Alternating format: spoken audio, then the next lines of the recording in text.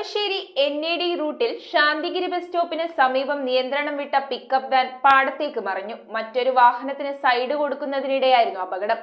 അപകടത്തിൽ ആർക്കും പരിക്കില്ല. വീതി കുറവുള്ള റോഡിൽ അപകടങ്ങൾ പതിവായതോടെ ശാന്തിഗിരി തുരപ്പ് ജംഗ്ഷൻ വരെ റോഡ് വീതി കൂട്ടണമെന്ന ആവശ്യവും ശക്തമാകുന്നു. കളമശ്ശേരി NAD റൂട്ടിൽ ശാന്തിഗിരി ബസ് സ്റ്റോപ്പിന് സമീപം പിക്കപ്പ് വാൻ പാടത്തേക്ക് മറിഞ്ഞു. മറ്റൊരു വാഹനത്തിന് സൈഡ് കൊടുക്കുന്നതിനിടെ വാഹനം നിയന്ത്രണം വിട്ട് പാടത്തേക്ക് മറിയുകയായിരുന്നു. അപകടത്തിൽ ആർക്കും പരിക്കില്ല. കളമശ്ശേരി മുതൽ ആലുവ വരെയുള്ള റൂട്ടിൽ ശാന്തിഗിരി മുതൽ തുരപ്പ് ജംഗ്ഷൻ വരെ റോഡിന്റെ വീതി വളരെ കുറവാണ്. സ്കൂൾ ബസ്സുകളും സ്വകാര്യ ബസ്സുകളും ഉൾപ്പെടെ വലിയ വാഹനങ്ങൾ കടന്നുപോകുന്ന ഈ റോഡിൽ അപകടങ്ങൾ പതിവ് സംഭവമാണ്.